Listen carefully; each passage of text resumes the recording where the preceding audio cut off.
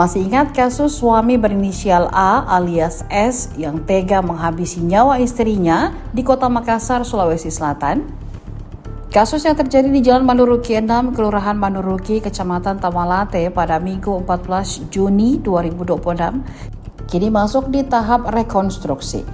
Rekonstruksi adalah tindakan atau proses pembangunan dan penyusunan kembali suatu objek, sistem atau peristiwa agar kembali ke bentuk atau keadaan aslinya.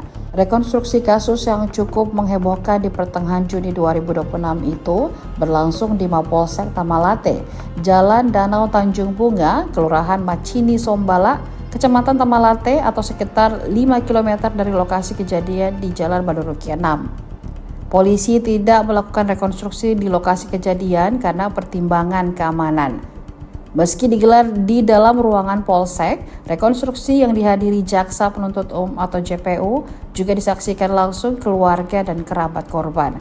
Meski tak ada fakta baru ditemukan dalam rekaman adegan yang diperagakan terduga pelaku A, Lati mengatakan motif dibalik kejadian cekcok suami istri hingga berujung ke pembunuhan karena adanya rasa cemburu dari korban.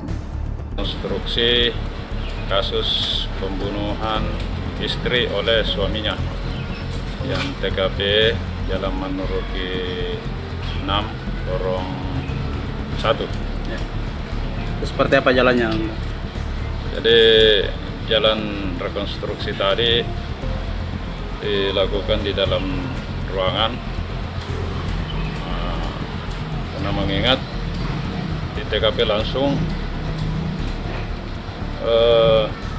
diperkirakan banyak hambatan ataupun keamanan. Rawan ya? Pertimbangan keamanan sangat rawan. Ya. Jumlah adegannya itu sebanyak 16 adegan. Fakta baru kita temukan belum ada, tetap sesuai dengan keterangan awal. Ya, motifnya itu persoalan rumah tangga, pertama ekonomi. Berlanjut itu si pelaku ini ditemukan tanda ciuman merah di leher oleh korban. Disitulah mulai awal pertengkaran sampai memuncak emosinya sampai terjadi pembunuhan.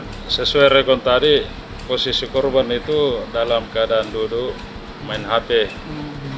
Tiba-tiba ini korban langsung tusuk pisau lehernya dari arah belakang.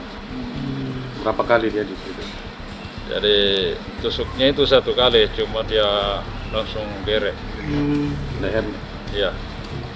Ini memang ada juga motif selingkuhan? Ya? Dugaan selingkuh? Ya, dugaannya seperti itu, cuma ditemukan itu tanda merah di leher. Jadi awalnya cekcok. Cuma karena mungkin sudah memuncak, dia punya emosi, akhirnya terjadi. Jadi tadi dihadiri oleh pihak keluarga korban, ya pada umumnya ibu-ibu.